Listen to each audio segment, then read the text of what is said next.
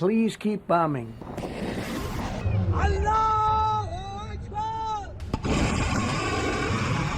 আগামী 11 এপ্রিল পাকিস্তানের ইসলামাবাদে শুরু হতে যাচ্ছে বহুল প্রতীক্ষিত শান্তি আলোচনা। তবে আলোচনার টেবিল বসার আগেই নিজেদের কঠোর অবস্থানের কথা জানিয়ে দিয়েছে তেহরান।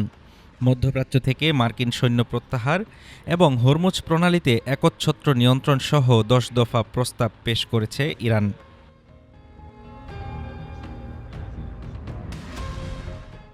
ইসলামাবাদ শান্তি আলোচনার ভিত্তি হিসেবে 10 দফার এক মহাপরিকল্পনা সামনে এনেছে ইরান। দেশটির সুপ্রিম ন্যাশনাল সিকিউরিটি কাউন্সিল সাফ জানিয়ে দিয়েছে, এই দাবিগুলো পূরণ না হলে অঞ্চলে টেকসই শান্তি সম্ভব নয়।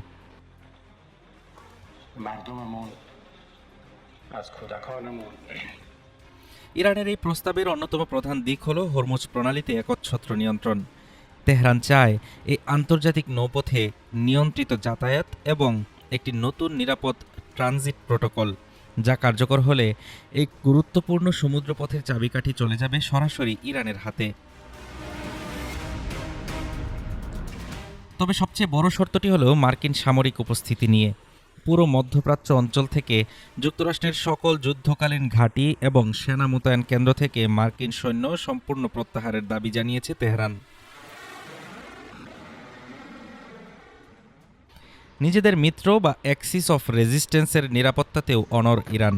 হিজবুল্লাহ, হামাস ও হুতিদের উপর সব ধরনের হামলা বন্ধের পাশাপাশি ইরানের উপর থাকা প্রাথমিক ও মাধ্যমিক সব নিষেধাজ্ঞা প্রত্যাহারের দাবি তোলা হয়েছে এই প্রস্তাবে।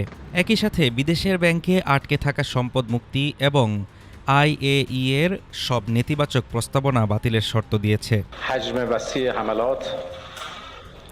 ক্ষতিপূরণ ছাড়া পিছু হটতে নারাজ তেহরান। গত কয়েক বছরে ইরানের উপর চাপিয়ে দেওয়া সামরিক ও অর্থনৈতিক ক্ষয়ক্ষতির জন্য পূর্ণাঙ্গ ক্ষতিপূরণ দাবি করেছে দেশটি। আর এই সমঝোতা যেন কেবল কাগজে কলমে সীমাবদ্ধ না থাকে, সেজন্য ইসলামাবাদে গৃহীত প্রতিটি সিদ্ধান্তকে জাতিসংঘের নিরাপত্তা পরিষদের বাধ্যতামূলক রেজুলেশন হিসেবে পাশ করার দাবিও জানানো হয়েছে। হাফিজুর রহমান তুষার, ঢাকা টুডে।